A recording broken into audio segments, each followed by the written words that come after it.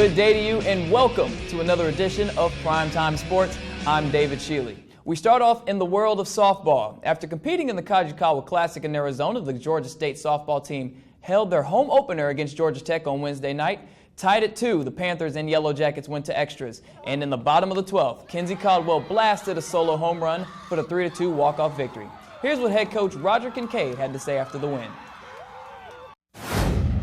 That was one of those kind of games that whoever lost the game, you felt bad for them, and I'm just glad it wasn't us.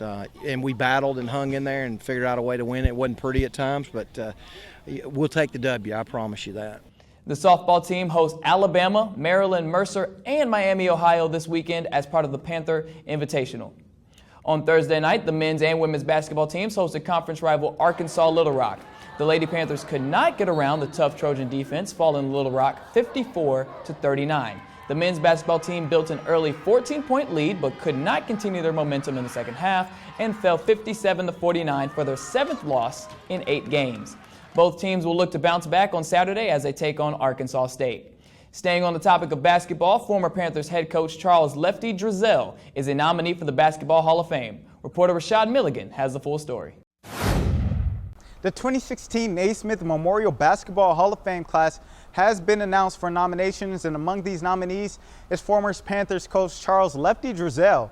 While at Georgia State, Driesell won 103 games, 3 conference titles, and led the team in the 2001 win over Wisconsin in the NCAA tournament.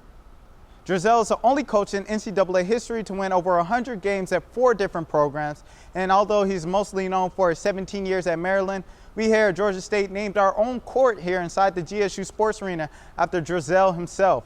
Other nominees in the class include Shaquille O'Neal, Ellen Iverson, Cheryl Swoops, and Yao Ming, who was inducted immediately due to being an international stipend for the game. Now, this is Driesell's 3rd time being nominated. We here at Primetime and Panther family feel like if he is selected, then it'll be a slam dunk pick. For Primetime Sportz inside the GSU Sports Arena and on Charles "Lefty" Driesell court, I'm Rashad Milligan. Back to you. Play ball. Thanks, Rashad. Ryan Blanton of the GSU baseball team had a sensational sophomore season, and as the Panthers get their season underway, the center fielder looks to continue his success. Reporter Nathan Nair has more. Earlier this month, 3 members of the GSU baseball team were named to the preseason All-Conference Sun Belt team. One of those members is center fielder Ryan Blanton. The numbers say it all.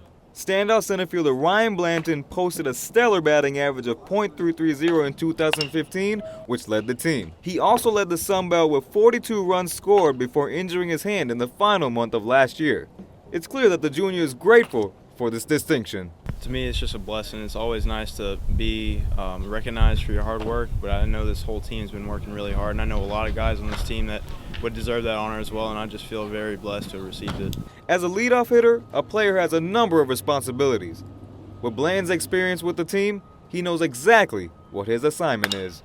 To start the game, I'm just thinking I want to try to see some pitches, unless, that first pitch, I'm just thinking it's got to be right there if I swing at it. But really just trying to see some pitches at the very start of the game for my team so everyone can see it out of the hand, see what it looks like. Bland has great confidence in this team and is sure that the team can come together to put up a successful 2016 campaign.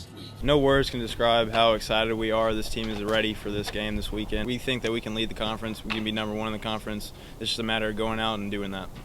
The 2 other players that receive this honor is senior catcher Joey Roach and sophomore shortstop Justin Jones. Make sure to come out and support these men as their season is soon underway. For Primetime Sportz, I'm Nathan Nair. Thank you, Nathan. All 8 members of the Georgia State women's golf team earned academic honors last semester and aim to continue that trend as they begin competition next week. Reporter Caleb Johnson got the chance to learn more about the golf team and gives us the full story about how they excel on the course and in the classroom.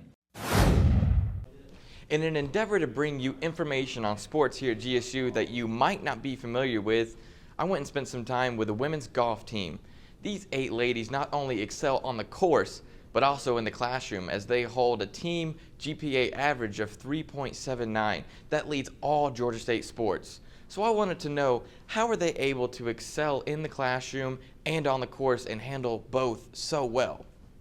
I think the most important thing is making sure you manage your time between golf and academics, and making sure you just focus, like when you're at the golf course, making sure you're just focusing on golf, and when you're doing your academics, making sure you're just focusing on your academics.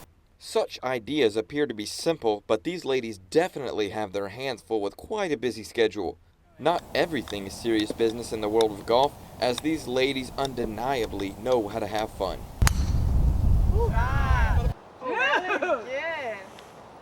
Oh yeah. That's normal, right? Oh yeah. baby. Mashed potato. Sophomore Emily Royer, a redshirt this year after having shoulder surgery, even busted out a few bars of a rap to describe the team. GSU women's golf stars of the show. Half our team got swagger above a 4.0. So here's a little song, just go with the flow. I'll tell you some stuff that you may not know. Women's golf at GSU is unique as all 8 girls are from outside of the United States. England, Spain, Norway, Korea, Germany, and France are all represented on the team. Reasons for attending GSU appear to be focused around going somewhere new. I really wanted to come to America since I was about 14 because of the opportunity that you have at college.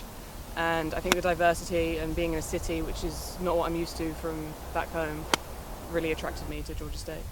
Coaches were really great. I wanted to play golf somewhere away from home, experience a different country. I see Atlanta is actually great and has a lot to offer, and the weather here is so much better than in England. Playing in such a male-driven sport, I was curious to know the thoughts of these talented ladies. I think it's a good opportunity for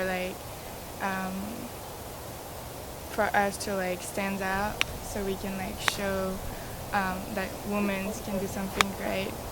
I think it's great that there's a lot of opportunity for women out there, as it is a minority sport, and hopefully I can fulfill those opportunities. The ladies will have their first tournament of the season next Monday, February 22nd, in Amelia Island, Florida, that's just outside Jacksonville. They'll host their own tournament, the John Kirk Panther Intercollegiate, March 27th. That's their home tournament, so come out and support them as they're doing great work. For Primetime Sports, I'm Caleb Johnson. Thank you for joining me today. Next week, this will be Nathan Nair's show. He will be the new anchor of Primetime Sports. But remember to subscribe to our YouTube channel, get all the latest Georgia State sports news, like us on Facebook at Primetime Sports, and follow us on Twitter at Prime Sports with a Z. I'm David Schiele. Have a great week.